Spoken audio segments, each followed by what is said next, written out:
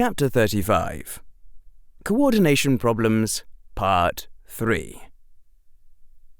They had gone to the defense professor's office, and Professor Quirrell had sealed the door before he leaned back in his chair and spoke.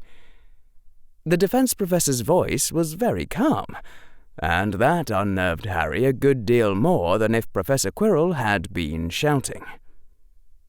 "I am trying," said Professor Quirrell quietly, "to make allowances for the fact that you are young, that I myself, at the same age, was a quite extraordinary fool. You speak with adult style and meddle in adult games, and sometimes I forget that you are only a meddler. I hope, Mr. Potter, that your childish meddling has not just killed you, ruined your country, and lost the next war." It was very hard for Harry to control his breathing. "Professor Quirrell, I said a good deal less than I wished to say, but I had to say something. Your proposals are extremely alarming to anyone who has the slightest familiarity with Muggle history over the last century. The Italian fascists, some very nasty people, got their name from the fasces, a bundle of rods bound together to symbolize the idea that unity is strength." "So, the nasty Italian fascists believe that unity is stronger than division," said Professor Quirrell. Sharpness was beginning to creep into his voice. "Perhaps they also believed that the sky is blue, and advocated a policy of not dropping rocks on your head." "Reverse stupidity is not intelligence. The world's stupidest person may say the sun is shining, but that doesn't make it darker. Fine, you're right. That was an ad hominem argument. It's not wrong because the fascists said it. But, Professor Quirrell, you can't have everyone in the country take the mark of one dictator. It's a single point of failure. Look, I'll put it this way. Suppose the enemy just imperiuses whoever controls the mark." "Powerful wizards are not so easy to imperius," said Professor Quirrell dryly. "And if you cannot find a worthy leader, you are in any case doomed. But worthy leaders do exist. The question is whether the people shall follow them." Harry raked his hands through his hair in frustration. He wanted to call a time-out and make Professor Quirrell read The Rise and Fall of the Third Reich, and then start the conversation over again. "I don't suppose that if I suggested democracy was a better form of government than dictatorship." "I see," said Professor Quirrell. His eyes closed briefly, then opened. "Mr. Potter, the stupidity of Quidditch is transparent to you because you did not grow up revering the game. If you had never heard of elections, Mr. Potter, and you simply saw what is there, what you saw would not please you. Look to our elected Minister of Magic. Is he the wisest, the strongest, the greatest of our nation? No, he is a buffoon who is owed in fee simple by Lucius Malfoy. Wizards went to the polls and chose between Cornelius Fudge and Tanica Leach, who had competed with each other in a grand and entertaining contest after the Daily Prophet, which Lucius Malfoy also controls, decided that they were the only serious candidates. That Cornelius Fudge was genuinely selected as the best leader our country could offer is not a suggestion anyone could make with a straight face. It is no different in the Muggle world from what I have heard and seen. The last Muggle newspaper I read mentioned that the previous president of the United States had been a retired movie actor. If you had not grown up with elections, Mr. Potter, they would be as transparently silly to you as Quidditch. Harry sat there with his mouth open, struggling for words. The point of elections isn't to produce the one best leader. It's to keep politicians scared enough of the voters that they don't go completely evil like dictators do. The last war, Mr. Potter, was fought between the Dark Lord and Dumbledore. And while Dumbledore was a flawed leader who was losing the war, it is ridiculous to suggest that any of the Ministers of Magic elected during that period could have taken Dumbledore's place. Strength flows from powerful wizards and their followers, not from elections and the fools they elect. That is the lesson of magical Britain's recent history, and I doubt that the next war will teach you a lesson any different. If you survive it, Mr. Potter, which you will not do unless you abandon the enthusiastic illusions of childhood. If you think there are no dangers in the course of action you advocate, said Harry, and despite everything his voice was growing sharp, then that too is childish enthusiasm. Harry stared grimly into Professor Quirrell's eyes, who stared back without blinking. Such dangers, said Professor Quirrell coldly, are to be discussed in offices like this one, not in speeches. The fools who elected Cornelius Fudge are not interested in complications and caution. Present them with anything more nuanced than a rousing cheer, and you will face your war alone. That, Mr. Potter, was your childish error, which Draco Malfoy would not have made even when he was 8 years old.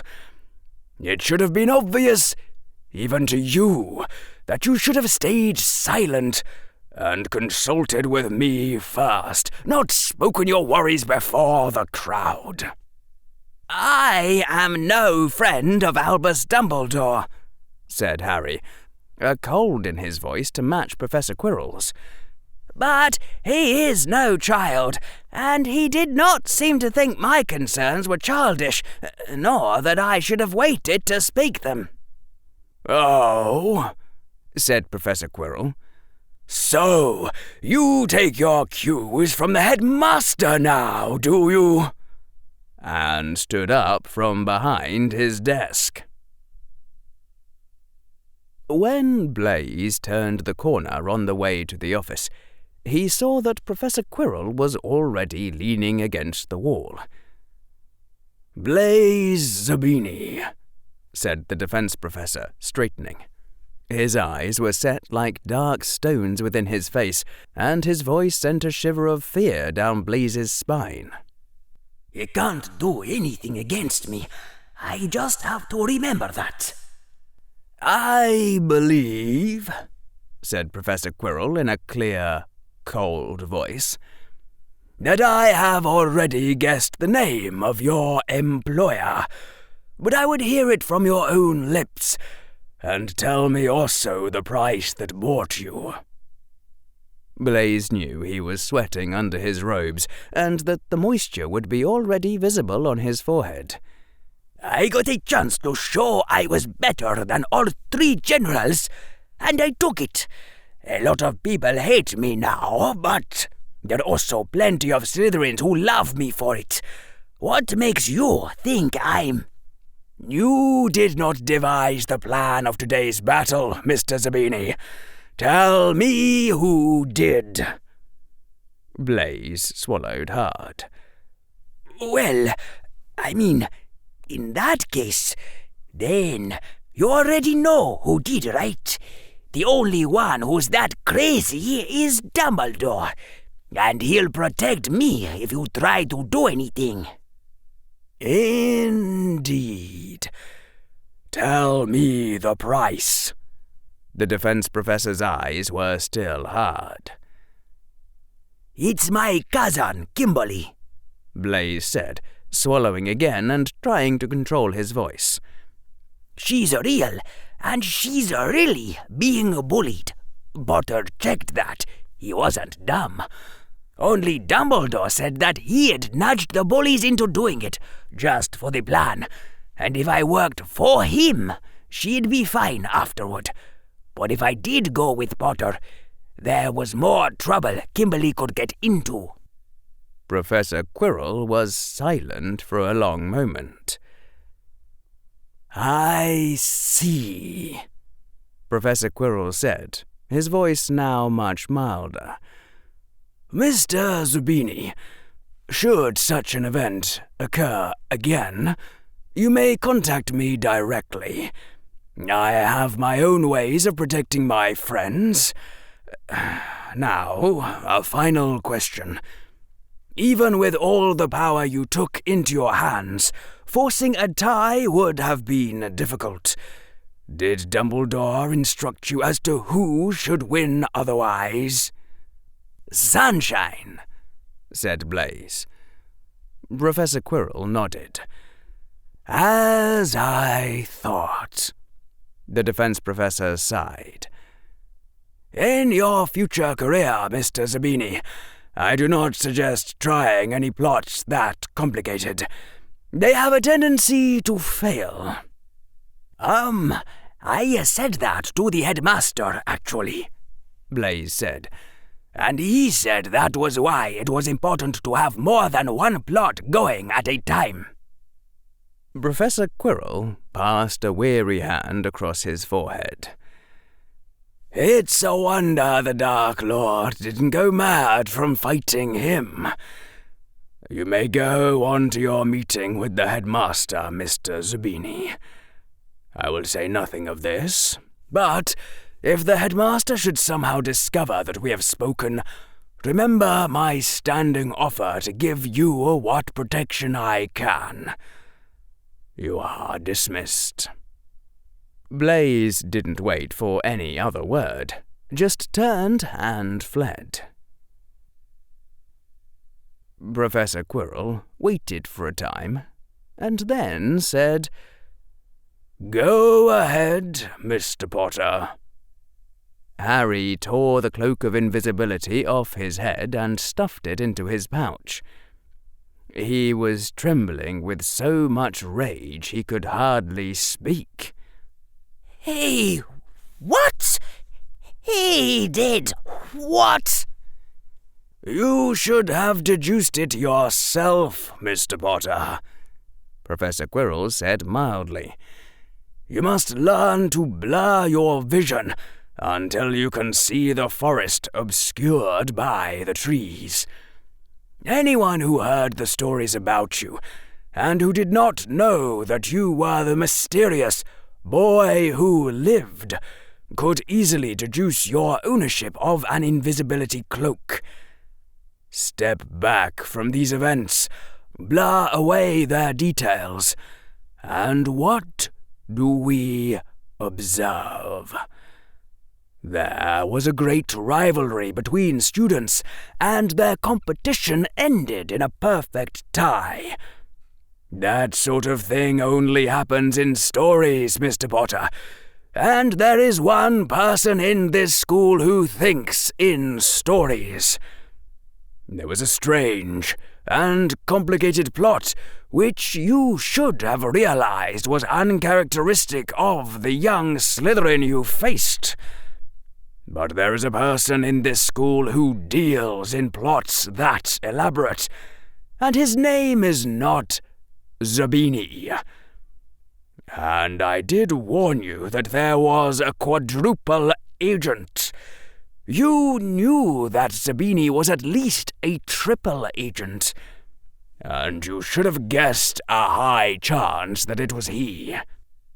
No, I will not declare the battle invalid. All three of you failed the test and lost to your common enemy." Harry didn't care about tests at this point. "Dumbledore blackmailed Zabini by threatening his cousin, just to make our battle end in a tie? Why?" Professor Quirrell gave a mirthless laugh. Perhaps the headmaster thought the rivalry was good for his pet hero, and wished to see it continue. For the greater good, you understand. Or perhaps he was simply mad. You see, Mr. Potter, everyone knows that Dumbledore's madness is a mask, that he is sane, pretending to be insane. They pride themselves on that clever insight, and knowing the secret explanation, they stop looking. It does not occur to them that it is also possible to have a mask behind the mask, to be insane, pretending to be sane, pretending to be insane. And I am afraid, Mr. Potter, that I have urgent business elsewhere and must depart. But I should strongly advise you not to take your cues from Albus Dumbledore when fighting a war. Until later, Mr. Potter." And the defense professor inclined his head with some irony, and then strode off in the same direction Zabini had fled, while Harry was still standing in open-mouthed shock. Aftermath. Harry Potter. Harry trudged slowly toward the Ravenclaw dorm, eyes unseeing of walls, paintings, or other students. He went upstairs and down ramps without slowing, speeding, or noticing where he trod.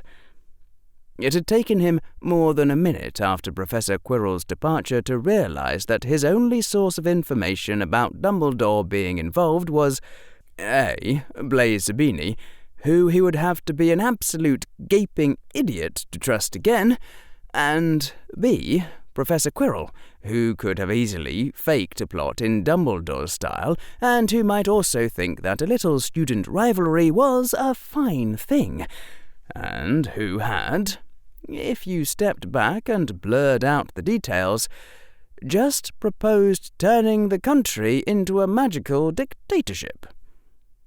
And it was also possible that Dumbledore was the one behind Zabini, and that Professor Quirrell had been sincerely trying to fight the Dark Mark in kind and prevent the repetition of a performance he saw as pathetic. Trying to make sure that Harry didn't end up fighting the Dark Lord alone, while everyone else hid, frightened, trying to stay out of the line of fire, waiting for Harry to save them. But the truth was, well, Harry was sort of okay with that. It was, he knew, the kind of thing that was supposed to make heroes resentful and bitter. To heck with that. Harry was very much in favour of everyone else staying out of danger, while the boy who lived took down the Dark Lord by himself, plus or minus a small number of companions. If the next conflict with the Dark Lord got to the point of a second wizarding war that killed lots of people and embroiled our whole country, that would mean Harry had already failed. And if afterward a war broke out between wizards and muggles, it didn't matter who won. Harry would have failed by letting it get that far. Besides, who said the societies couldn't peacefully integrate when the secrecy inevitably broke down?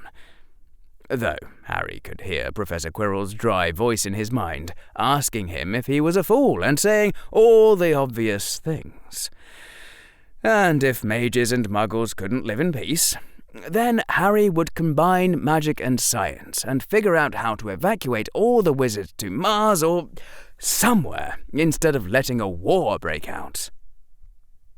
Because if it did come down to a war of extermination, that was the thing Professor Quirrell hadn't realized.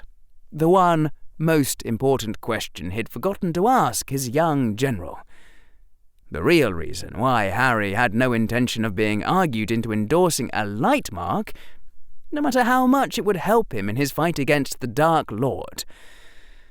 One Dark Lord and 50 marked followers had been a peril to all of magical Britain. If all Britain took the mark of a strong leader, they would be a peril to the whole magical world. And if the whole wizarding world took a single mark, they would be a danger to the rest of humanity. No one knew quite how many wizards there were in the world.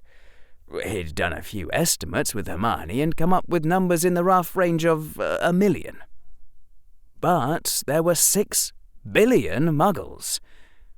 If it came down to a final war... Professor Quirrell had forgotten to ask Harry which side he would protect. A scientific civilization reaching outward, looking upward, knowing that its destiny was to grasp the stars. And a magical civilization, slowly fading as knowledge was lost, still governed by a nobility that saw Muggles as not quite human. It was a terribly sad feeling, but not one that held any hint of a doubt. Aftermath, Blaise Zabini. Blaise strolled through the hallways with careful, self-imposed slowness, his heart beating wildly as he tried to calm down.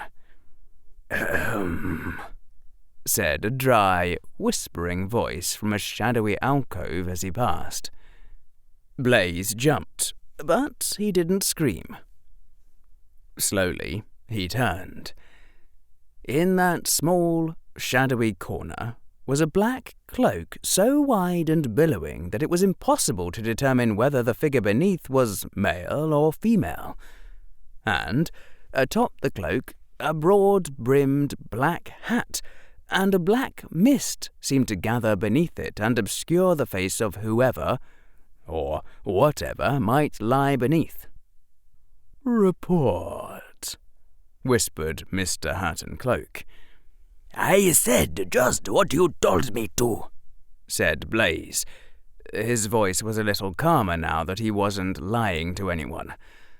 "And Professor Quirrell reacted just the way you expected." The broad black hat tilted and straightened, as though the head below had nodded. "Excellent," said the unidentifiable whisper.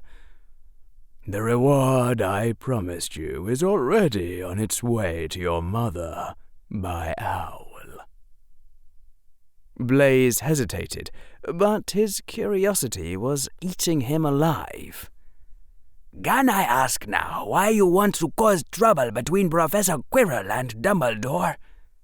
The headmaster hadn't had anything to do with the Gryffindor bullies that Blaise knew about, and, besides helping Kimberly, the headmaster had also offered to make Professor Binns give him excellent marks in History of Magic, even if he turned in blank parchments for his homework, though he'd still have to attend class and pretend to hand them in. Actually, Blaise would have betrayed all 3 generals for free, and never mind his cousin either. But he'd seen no need to say that. The broad black hat cocked to one side, as if to convey a quizzical stare.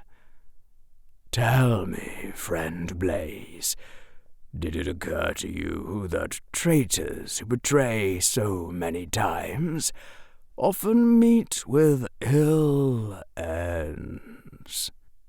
"Nope," said Blaise, looking straight into the black mist under the hat. "Everyone knows that nothing really bad ever happens to students in Hogwarts." Mr. Hat and Cloak gave a whispery chuckle. Indeed, said the Whisper. With the murder of one student, 5 decades ago being the exception that proves the rule, since Salazar Slytherin would have keyed his monster into the ancient wards at a higher level than the headmaster himself. Blaze stared at the black mist, now beginning to feel a little uneasy. But it ought to take a Hogwarts professor to do anything significant to him without setting off alarms. Quirrell and Snape were the only professors who'd do something like this, and Quirrell wouldn't care about fooling himself, and Snape wouldn't hurt one of his own Slytherins. Would he? No, friend Blaze, whispered the black mist. I only wish to advise you never to try anything like this in your adult life. So many betrayals would certainly lead to at least one vengeance.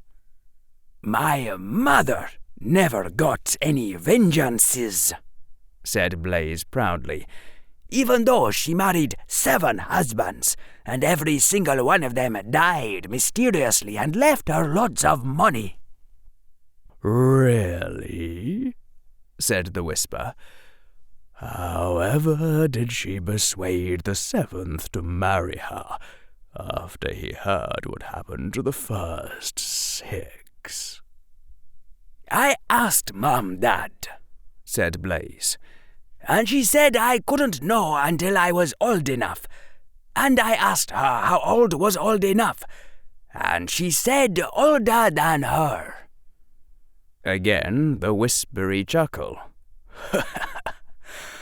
Well then, friend Blaze, my congratulations on having followed in your mother's footsteps.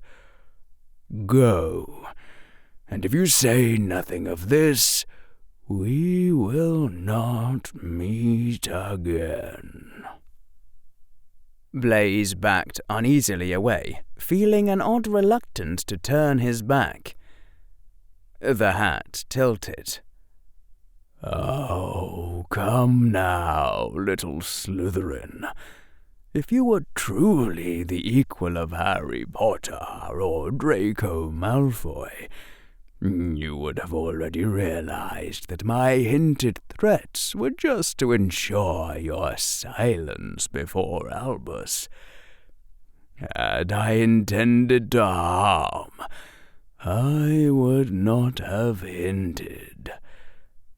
Had I said nothing, then you should have worried. Blaze straightened, feeling a little insulted, and nodded to Mr. Hat and Cloak, then turned decisively and strode off toward his meeting with the headmaster. He had been hoping to the very end that someone else would show up and give him a chance to sell out Mr. Hat and Cloak.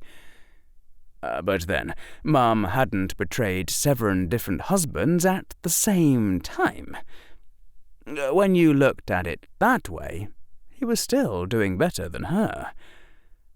And Blaze Zabini went on walking toward the headmaster's office, smiling, content to be a quintuple agent. For a moment, the boy stumbled, but then straightened, shaking off the odd feeling of disorientation.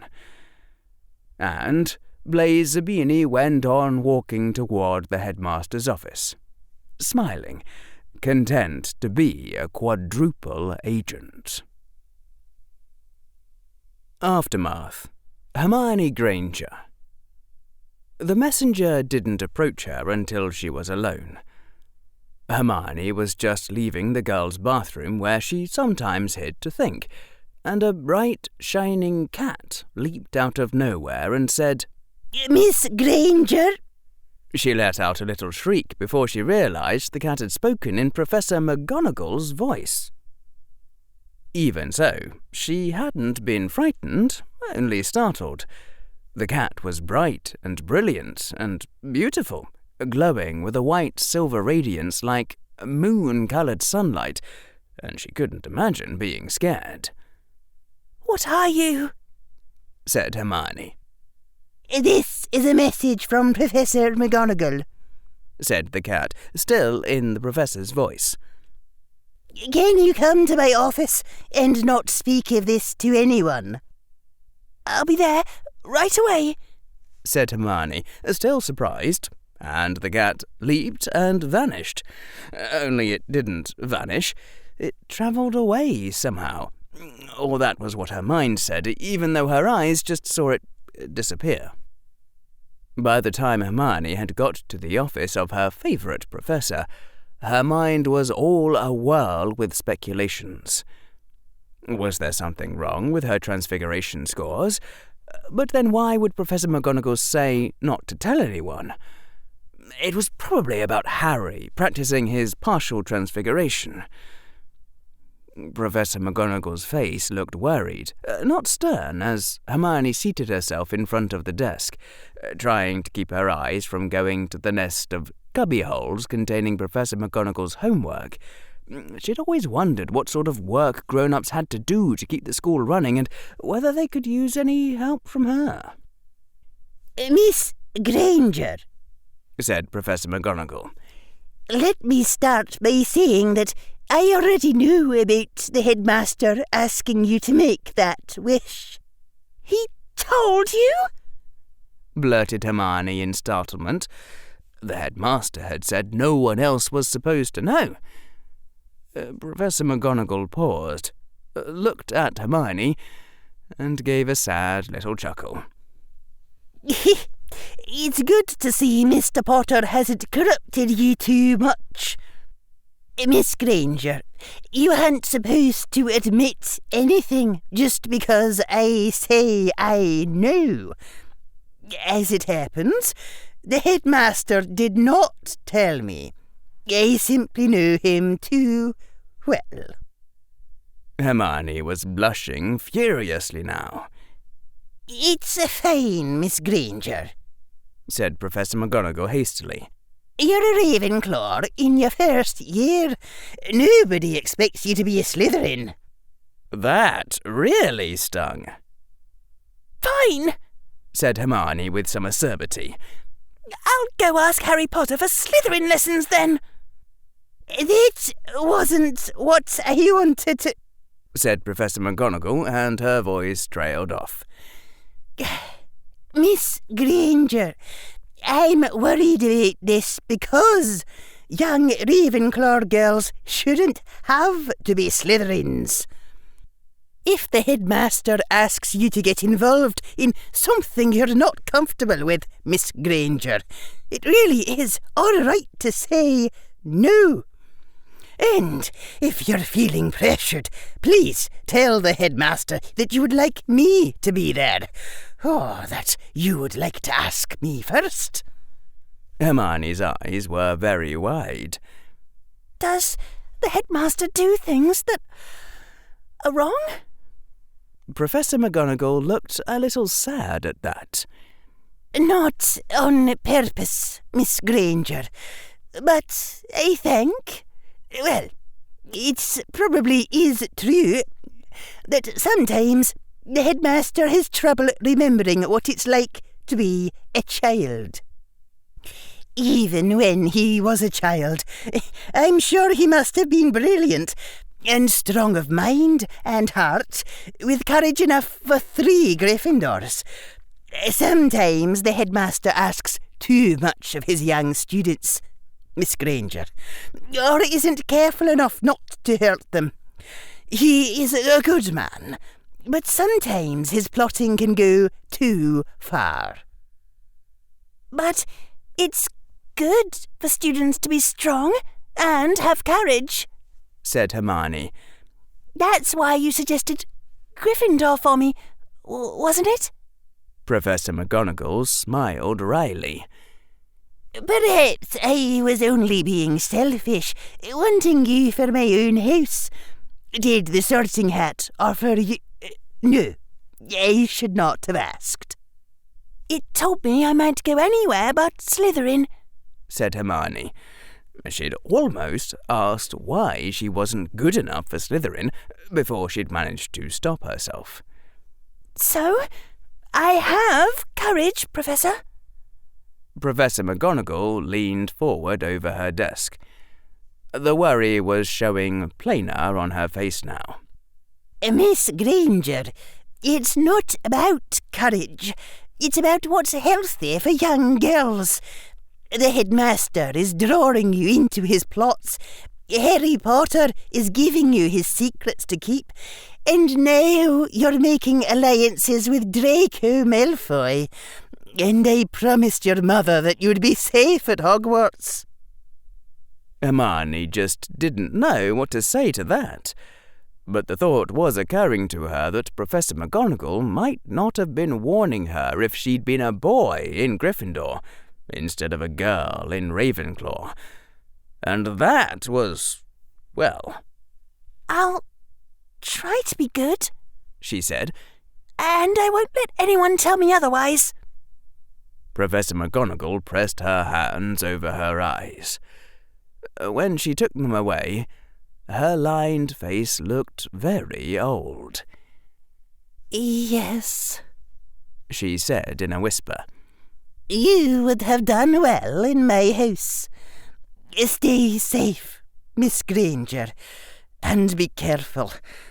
And if you're ever worried or uncomfortable about anything, please come to me at once. I won't keep you any longer. Aftermath, Draco Malfoy. Neither of them really wanted to do anything complicated that Saturday, not after fighting a battle earlier. So, Draco was just sitting in an unused classroom and trying to read a book called Thinking Physics. It was one of the most fascinating things that Draco had ever read in his life, at least the parts he could understand, at least when the accursed idiot who refused to let his books out of his sight could manage to shut up and let Draco concentrate. Hermione Granger is a mudblood, sang Harry Potter from where he sat at a nearby desk, reading a far more advanced book of his own. I know what you're trying to do, said Draco calmly, without looking up from the pages. It's not going to work. We're still ganging up and crushing you. A Malfoy is working with a mudblood. What will all your father's friends think? They'll think Malfoys aren't as easily manipulated as you seem to believe, Potter. The defense professor was crazier than Dumbledore. No future savior of the world could ever be this childish and undignified at any age. Hey, Draco, you know what's really going to suck? You know that Hermione Granger has 2 copies of the magical allele, just like you and just like me. But all your classmates in Slytherin don't know that, and you're not allowed to explain. Draco's fingers were whitening where they gripped the book. Being beaten and spat upon couldn't possibly require this much self-control. And if he didn't get back at Harry soon, he was going to do something incriminating. So, what did you wish the first time? Said Draco. Harry didn't say anything, so Draco looked up from his book and felt a twinge of malicious satisfaction at the sad look on Harry's face. Harry said. A lot of people asked me that, but I don't think Professor Quirrell would have wanted me to talk about it. Draco put a serious look on his own face. You can talk about it with me. It's probably not important compared to the other secrets you've told me. And what else are friends for? That's right. I'm your friend. Feel guilty. It wasn't really all that interesting, Harry said with obvious artificial lightness. I wish Professor Quirrell would teach battle magic again next year. Harry sighed and looked back down at his book, and said, after another few seconds, Your father's probably going to be pretty upset with you this Christmas, but if you promise him that you'll betray the Mudblood Girl and wipe out her army, everything will go back to being all right, and you'll still get your Christmas presents. Maybe, if he and Granger asked Professor Quirrell extra politely, and used some of their Quirrell points, the two of them would be allowed to do something more interesting to General Chaos than putting him to sleep. Hello, everybody. I wanted to apologize that the schedule has kind of fallen apart recently. We're supposed to release something new every Tuesday, I know, but I've had a lot of deadlines with Mother of Learning Arc 2, Mother of Learning Arc 3, and several other projects that all arrived in one go. Mother of Learning Arc 2 is about to come out, Vankia the Dragon Book 3 is also about to go live, so now that we've got some of this work done, we should get back onto schedule very soon. I tried to record the live show a week early, and then it gives my editor a week to edit it, and then it comes to you guys. So, if you want to, keep up and be a whole chapter ahead of everyone else, as I always say, come join the Discord and give your input into the story, the character voices, the emotions that are supposed to be portrayed. Let me know if I make any mistakes, very helpful in the live runs. Thank you so much for listening so far, and see you next week.